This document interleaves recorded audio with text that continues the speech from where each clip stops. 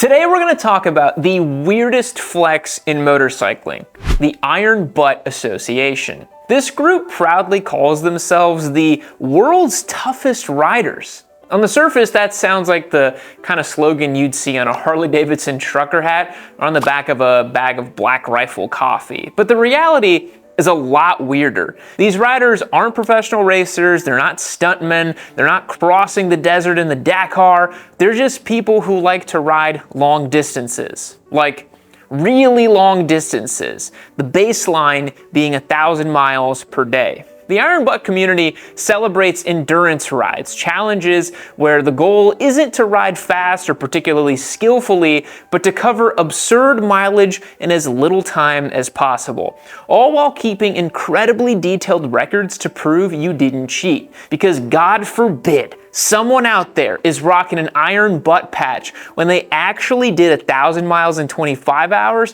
instead of 24. The more you learn about the Iron Butt Challenge, the more it starts to sound like an exhaustive effort in paperwork as much as it is about riding. But the thesis of this story is pretty simple.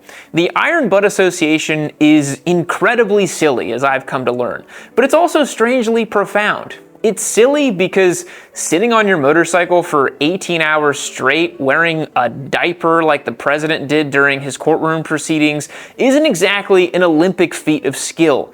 But it's profound because of what it represents. Voluntary suffering, discipline, and maybe even an abstract spiritual devotion to discomfort. Let's deep dive into the history of the Iron Butt Association, how their rallies actually work, and why the club feels like a secret society, and what it all says about human nature.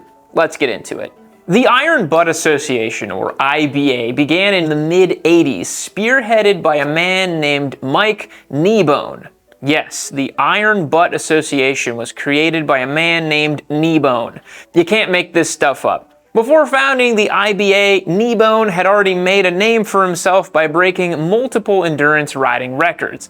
He rode from Alaska to Mexico, from New York to San Francisco, and even set a Guinness World Record for the fastest coast-to-coast motorcycle ride. He wasn't a racer or a daredevil, just a regular guy who loved logistics and planning and wanted to prove that motorcycles were the most legitimate tool for long-distance travel. Kneebone was so recognized for his feats that he was even featured in this BMW magazine ad I will show right here. In 1984, he organized the first Iron Butt Rally, a small grassroots event that would evolve into one of the strangest endurance competitions in the world. The premise was incredibly simple. Cover as many miles as possible in 11 days with the opportunity to collect bonus points by visiting specific checkpoints or landmarks around the country. Riders could design their own routes, but every decision, like where to go, how long to rest, and when to refuel, affected their total score. You can kind of think of it like a cross-country scavenger hunt for retirees on BMWs and Gold Wings. Kind of something fun for the old-timers to do, you know? Riders might have to visit a small post office in BFE, Kansas, maybe a lighthouse on the coast of Maine, or a roadside diner in Nevada, all within distinct time limits. Each location had a different point value, and strategy was key to success. A shorter route with easier stops might be safer, but you'd earn fewer points. Go for the riskier, high-value targets, and you could win big or burn out halfway through. Unlike races where everyone starts and finishes together, the Iron Butt Rally was staggered and decentralized. All participants typically begin from a central location, and then they scatter into different directions depending on their strategy. After 11 hardcore days in the saddle, everyone returns to the same endpoint for verification. There's safety checks, rest requirements, and time penalties, but ultimately it was left to the rider to balance risk and reward. The rally has been run roughly every 2 years since the 90s. Some of the winners have logged as much as 14,000 miles in 11 days, with a pretty serious average of 1,300 miles per day. That's pretty crazy. They sleep for just a few hours at a time, often just on picnic tables and rest stops or gas station benches. You can't really do that in Austin anymore. They'll ship you off to Timbuktu if the cops catch you sleeping on a bench after 10 p.m. But by the end of these 11-day rallies, contestants are likely running on caffeine, ibuprofen, and just sheer determination. From the rally has stemmed a whole catalog of smaller challenges that anyone can attempt independently. There's the Saddle Sore 1000, which is 1,000 miles in 24 hours, the Bun Burner 1500 miles in 36 hours, the 50cc Quest, coast to coast in 50 hours, or the 1000cc, which is coast to coast and back in 100 hours. There are versions for nearly every continent now, with IBA branches in Australia, Europe, and Asia. What started as one man's obsession with setting records evolved into a worldwide fraternity of sick and twisted riders united by one question: how long can I ride until I lose all feeling in my lower extremities? So how does someone join this secret club of endurance maniacs? You don't have to participate in the full rally. In fact, most IBA members never do. You can earn your Iron Butt certification independently anywhere in the world as long as you prove your ride met the requirements. For the entry-level Saddle Sore 1000, the rules are very simple. 1,000 miles in 24 hours. I think this is what most people think of when they think of Iron Butt, and before we did the research for this video, that's all I thought it was. But verifying this endeavor is where the real challenge begins. You must keep every single fuel receipt complete with timestamps, note your odometer readings, collect witness signatures at the start and end of your ride, and submit an organized log documenting every stop and route segment. Riders will use GPS trackers, photo timestamps, and even helmet or dash cam footage as backup evidence. Then you must mail your entire packet. Yes, mail it in like it's 1998, along with a processing fee of about $50 to IBA's verification team. A few months later, assuming your math checks out and you didn't fake any of your documentation, you will receive your coveted certificate, patch, and membership number. Preparation for a certified ride is an endurance event in itself. Riders obsessively plan routes using mapping software, weather forecasts, and gas station locations. Fuel range can be a life or death concern in a lot of parts of the western US. The same areas where accomplishing an Iron Butt is probably the easiest due to the super straight high-speed freeways. On bikes with smaller fuel tanks, that might mean refueling every 120 miles, which will eat into your average speed and waste a lot of time. Those who are serious about their Iron Butt challenge will modify their bikes with comfort seats and improve wind protection. Comfort becomes the deciding factor between success and failure. Many stock seats hurt after just a few hours, but they will certainly destroy you by hour 12. That's what makes the Iron Butt different from track riding or hard enduro. It's not about precision, it's about how much misery you can survive. And for many, that's the appeal. It's not just a test of the machine's ability, it's a test for you, a challenge against time, fatigue, and pain. You know, we hear a lot here in America that Europeans just have the best of everything, and after sampling this Honda Hornet CB750, I can't help but agree. What other cool bikes they got over there that we don't get? Come on, this thing is amazing, and it's finally made its way here in North America, and it is a giveaway bike on yammynoob.co. I was really pumped to get this machine. It features the 755cc parallel twin from Honda. It's a really fun, playful motor, and the best thing I can say about it is that it feels positively un-Honda-like. Head to the link down below on yammynoob.co. Become a member today to join and get your chances locked and loaded, ready to win this Honda Hornet CB750.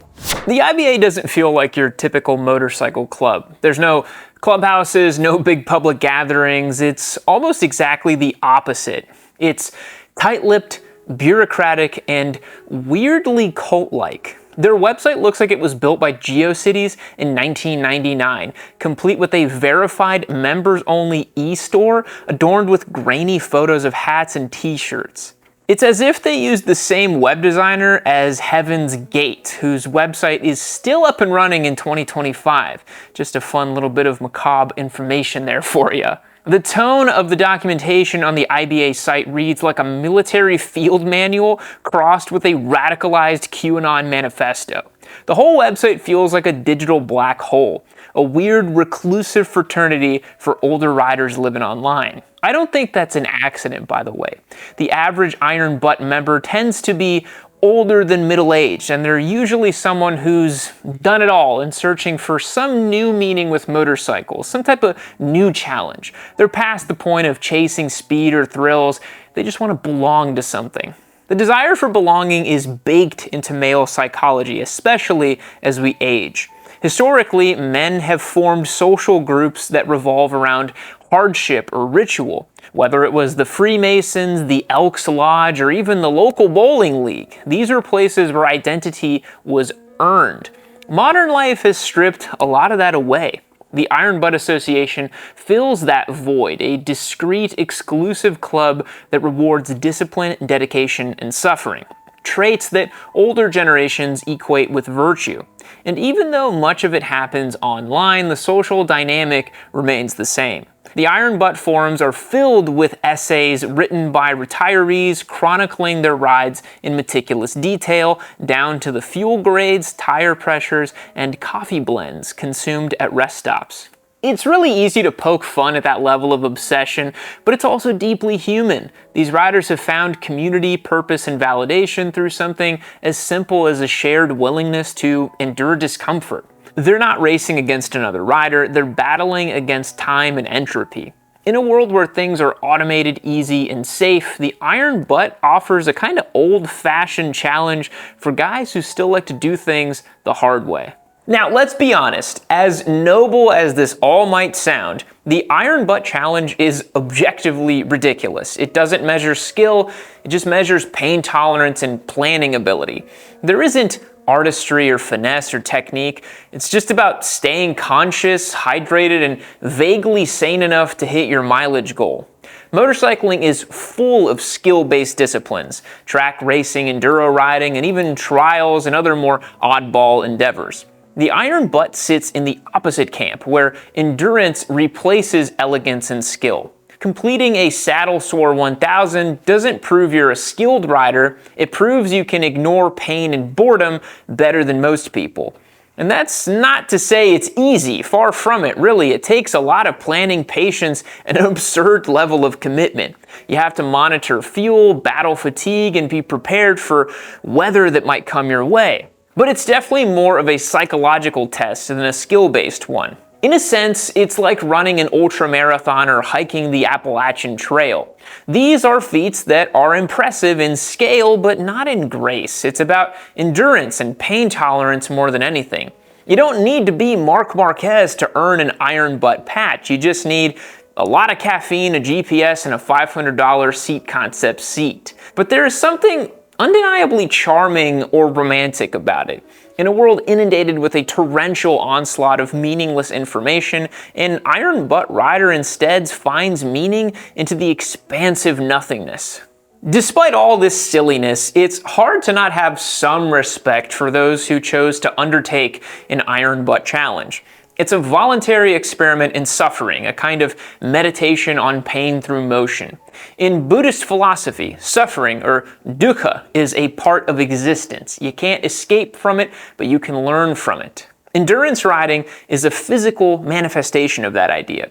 You embrace discomfort not to escape it, but to understand it, to find calm while confronted with a seemingly insurmountable challenge. One must imagine Sisyphus happy to keep pushing that boulder up the mountain over and over again. Those who have ridden incredibly long distances on a motorcycle know the trance-like state that sets in after several hours. Your thoughts slow, time dissolves. It's a meditative state where all that exists is the rhythm of the road and the line on the horizon. I think we've all experienced that. An Iron Butt challenge is a good way to lose your ego somewhere on the interstate between Amarillo and Albuquerque.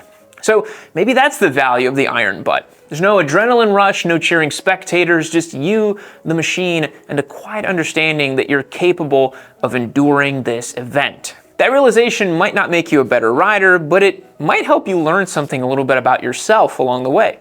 So where does that leave us? The Iron Butt Association might be one of the strangest corners of motorcycling, but it's also one of the purest. It's not about money or status or lap times. It's about determination and the willpower required to endure the most boring experience the two-wheeled world has to offer. It's certainly absurd, strangely culty, but it's also proof that motorcyclists understand the value in doing something the hard way just because they can. I also really love how grassroots the iron butt is. It just started because one guy thought of it and everyone just kind of got in on it. Everyone's chasing something. For some, it's speed or lap times. For others, it's skill. Some riders want to prove something to themselves. Some want to prove something against others, to find meaning, to be accepted. And hey, at the end of the day, at least they're all out there riding. They're not terminally online or collecting vintage sport bikes in their parents' garage. Thanks for watching. I'll catch you guys later.